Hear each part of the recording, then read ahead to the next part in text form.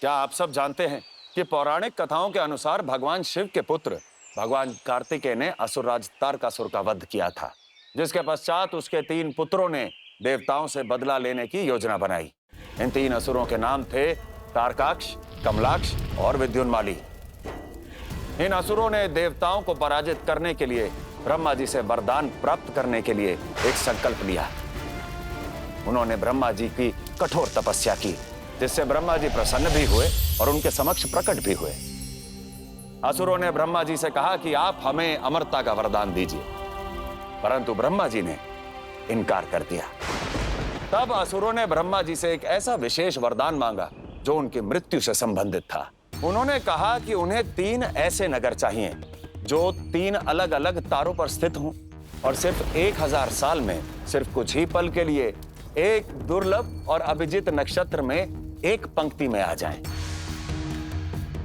और तभी किसी व्यक्ति द्वारा किसी ऐसे अस्त्र से इन तीनों नगरों को नष्ट किया जा सके जो आपके द्वारा ना प्रदान किया गया हो, और हमारा वध ऐसे योगी के द्वारा किया जाए जो अत्यंत शांत चित्त अवस्था का हो, जिसने अपनी मृत्यु पर भी विजय पा लिया हो, और हमारी मृत्यु भी उन्हीं नगरों के समाप्त होने पर ही हो सकती हो।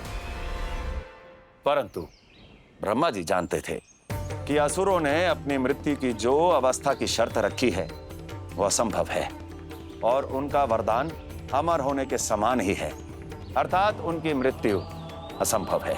मगर फिर भी ब्रह्मा जी जानते थे कि असुरों को दिए इस वरदान में उनकी मृत्यु के बीज छिपे थे। ब्रह्मा जी ने तथास्तु बोलकर असुरों को मनचाहा वरदान दे दिया। तब ब्रह्मा जी के आदेश से विश्वकर्मा जी ने इन 3 नगरों का निर्माण किया। सोने का नगर आकाश में, चांदी का नगर अंतरिक्ष में, लोहे का नगर पृथ्वी के निकट, जो 3 अलग अलग तारों पर स्थित थे और अंतरिक्ष में हर समय गतिमान थे, एक विमान की तरह। तीनों दिव्य नगर केवल हर 1000 वर्ष में ही एक सीध में आ सकते थे, एक ही अभिजीत नक्षत्र में आ सकते थे, वो भी कुछ ही पल के लिए।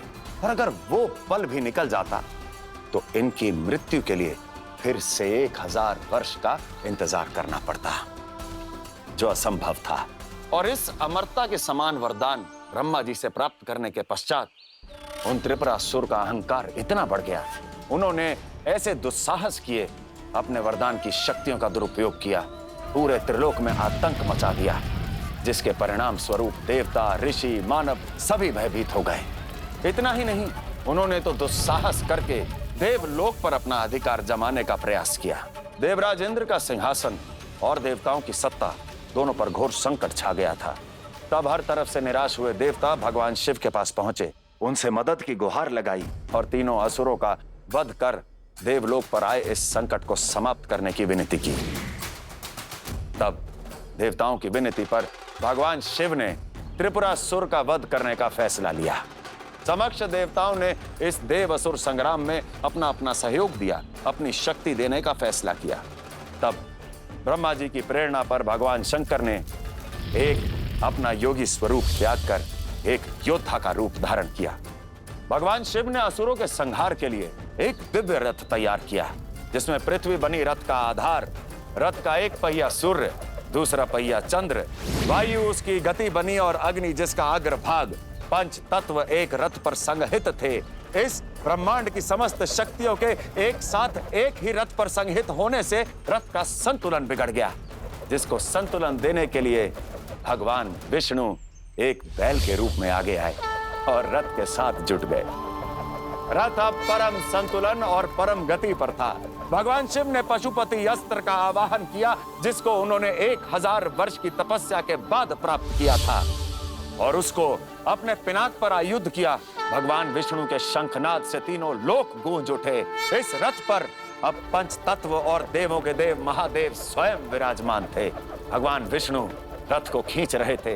दिव्य रथ की गति और ऊर्जा से समस्त भूमंडल प्रकाशमान हो गया, परंतु विशेष परिस्थिति और काल दशा में अपनी मृत्यु के वरदान के कारण असुर अब भी अपनी मृत्यु के प्रति निडर थे। वो अभिजीत नक्षत्र जो 1000 सालों में एक बार कुछ समय के लिए आता है, वो समीप था।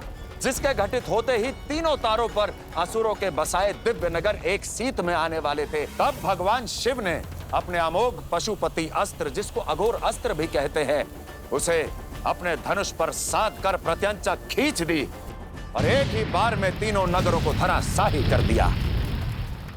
असुरों के इन तीनों दिव्य नगरों के समाप्त होते ही असुरों का अहंकार भी नष्ट हो गया और उनका भी अंत हो गया।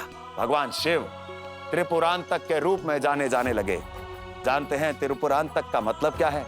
इसका अर्थ है 3 नगरों का नाश करने वाला। इस घटना के बाद त्रिलोक में शांति लौट आई और देवताओं ने भगवान शिव की स्तुति की। और तब भगवान शिव ने इस विजय के पश्चात अपनी आंखें मूंद ली। वो ध्यान में लीन हो गए और उनकी आंखों से आंसू की धारा निकलने लगी, क्योंकि ये आंखें 1000 वर्ष तक खुली थीं और इतना तप करने के पश्चात जब बंद हुई तो आंसू गिरे और ये आंसू धरती पर गिर के रुद्राक्ष के पेड़ों में बदल गए।